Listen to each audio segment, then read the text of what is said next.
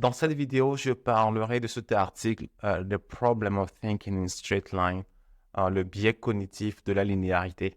Et je parlerai de cet article à mesure que je serai en train de faire une PR pour ajouter un générateur qui permet de générer des composants avatars. Donc, j'ai déjà créé une PR qui permet de générer, par exemple, des composants accordéon. Et donc, là maintenant, ce générateur qui permet de générer l'accordéon. Et donc, avec cette PR, on va pouvoir être en mesure de pouvoir faire la même chose pour le composant avatar. Donc, à mesure que je serai en train de créer cette PR, je discuterai de cet article sur le biais cognitif de la linéarité.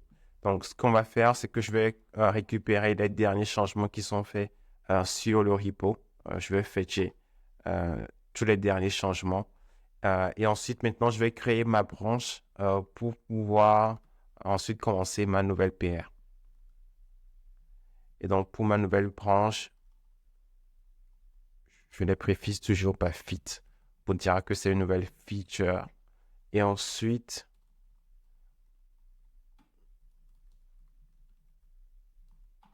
donc du coup, maintenant, j'ai ma nouvelle branche qui va pouvoir générer l'avatar.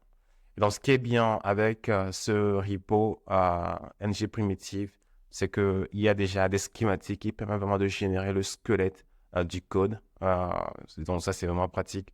Et donc, en l'occurrence, par exemple, euh, avec ça, avec ce schématique, je peux ensuite générer le squelette pour mon composant avatar.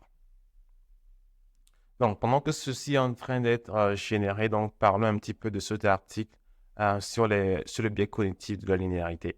En fait, le biais cognitif de la linéarité, il suppose en fait que, enfin, bien la linéarité en lui-même suppose que lorsqu'il y a un changement sur les entrées, la sortie se comporte proportionnellement à l'entrée. C'est-à-dire, si on modifie par exemple l'entrée d'un facteur de 2, la sortie également, par exemple, elle sera modifiée d'un facteur de 2. Donc, l'article commence de façon très, très simple et dit, si par exemple, on paie pour 5 pounds ou 5 euros, par exemple, 10 fruits, alors donc du coup, combien est-ce qu'on aura si on paie 50 euros? Donc, on a modifié l'entrée d'un facteur de 10, donc du coup, la sortie sera modifiée par un facteur de 10, donc du coup, on aura 100 fruits. Ça, c'est la règle classique pour ce qui est de la linéarité. Et le biais cognitif de la linéarité, en fait, il arrive, en fait, lorsqu'on commence par modéliser tout notre monde en termes de linéarité. Donc, l'exemple ici qui est donné pour commencer par montrer, en fait, là où le biais cognitif de la linéarité commence par être introduit, c'est par rapport à la conversion Celsius au Fahrenheit. En fait, c'est pas une réaction qui est linéaire, parce que, bien entendu, il y a un facteur de 1,8 dans la conversion Celsius vers le Fahrenheit. Mais il y a également également une différence de 32 qui est ajoutée. Donc, en fait, la relation entre le Celsius et le Fahrenheit, en fait, ça peut être modélisé par Y égale à 1,8x plus 32. Donc, on voit vraiment, en fait, que là, en fait, il n'y a plus cette relation linéaire entre l'entrée, par exemple le Celsius, et puis la sortie Fahrenheit. Ça, c'est vraiment un exemple très simple, mais qui commence par montrer en fait que dès qu'on commence par modéliser tout notre monde en termes de linéarité, on peut commencer par s'écarter de la réalité. Ça, c'est vraiment très simple comme exemple, mais ça peut avoir des implications beaucoup plus graves ou beaucoup plus importantes. À mesure qu'on continue un petit peu avec cet article, on se rend compte en fait que, étant donné on a été exposé à la familiarité, à la linéarité très tôt, peut-être dans le système éducatif, ou peut-être parce qu'on rencontre beaucoup de modèles linéaires dans la vie de tous les jours, euh, on a tendance en fait à modéliser un petit peu tout le monde complexe par des relations linéaires, et donc d'où le biais cognitif en fait de la linéarité. Donc, avant de continuer un petit peu avec cet article, revenons un petit peu à ma PR. Euh, donc, là, j'ai généré tous mes composants. Ça, c'est quand même cool avec ces schématiques. Et là, je vais en l'occurrence aller dans mon fichier template. Et dans ce fichier template, je vais importer ma directive avatar. Et donc, quoi de mieux que de partir avec l'exemple sur l'avatar. Et donc là, ça nous permet de récupérer la directive avatar. Et là, ce qu'on va faire, c'est de pouvoir récupérer le host directive ng avatar. On récupère ce host directive.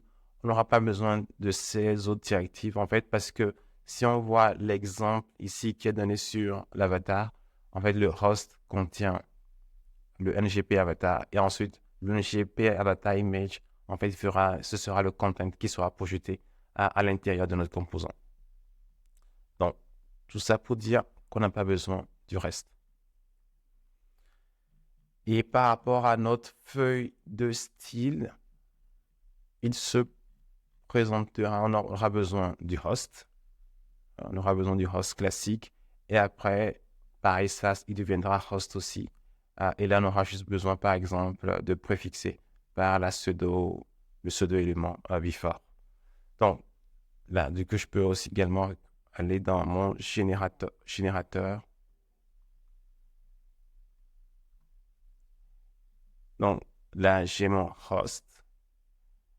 Ce que j'aime bien faire, c'est par exemple de le transformer, par exemple.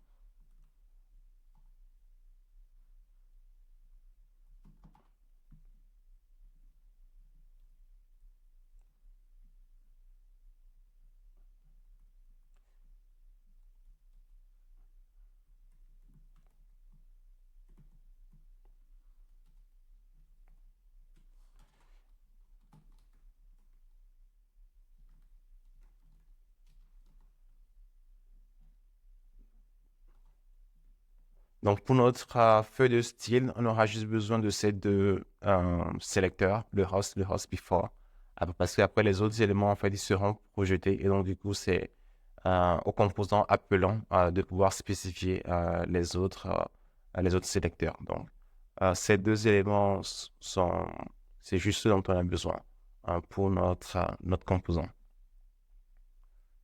Et je pense qu'on est tout bon pour cette PR. Donc, après, pour s'en assurer, on peut ensuite maintenant générer un composant avatar et voir quelle tête cela aura.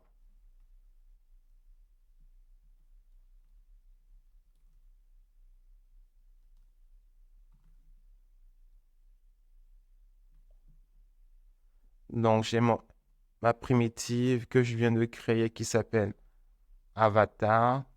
Et donc, je le génère dans mon directory test. Allez, je lui donne un nom. On va l'appeler avatar buzz.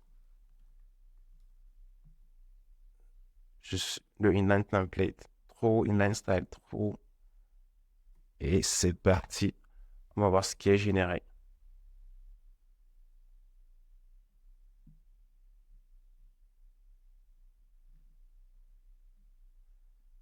Donc, j'ai mon ng primitive avatar, j'ai ma directive ng avatar, le host directive qui est spécifié au niveau de notre feuille de style et on est nickel. Donc, voilà, cette PR voilà, est ainsi terminée.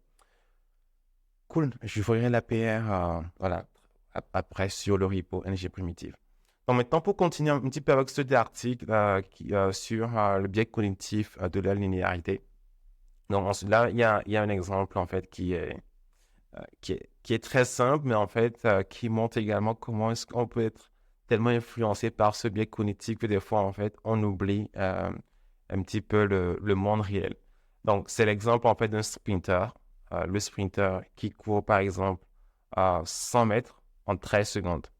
Maintenant, la question, c'est de se demander combien est-ce qu'il va courir à 1 km. Pareil, si on réfléchit purement en termes de relation linéaire, pour courir 1 km, c'est 10 fois 100 mètres. Donc, on fait 10 fois 13 secondes. Donc, on se retrouve à 130 secondes, ce qui fait 120 secondes. ça fait 2 minutes, 2 minutes 10 secondes.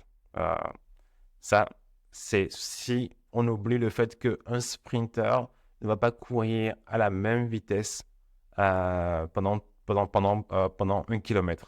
D'ailleurs, généralement, les sprinters ne courent pas, euh, les sprinters ne courent pas 1 kilomètre. Généralement, au niveau des Jeux olympiques, les sprinters ne courent pas le demi-fond.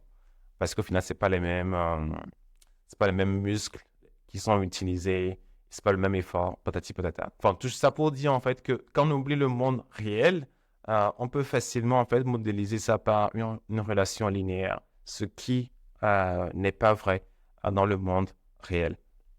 Donc, voilà, cet exemple montre vraiment le biais cognitif de la linéarité et les effets en fait que cela peut induire lorsqu'on commence par modéliser tout notre monde réel par des relations linéaires. Donc, je pense que je peux m'arrêter là pour cet article qui est un petit peu, continuer, montrer un petit peu euh, comment est-ce que les relations linéaires, en fait, peut-être nous induire en erreur. Mais là, maintenant, je veux, par exemple, parler du biais cognitif, en fait, dans le développement logiciel. Euh, mais, bien entendu, en fait, on peut modéliser, par exemple, certains éléments, enfin, du développement logiciel par des relations linéaires. Mais ce biais cognitif peut avoir des effets peut-être néfastes.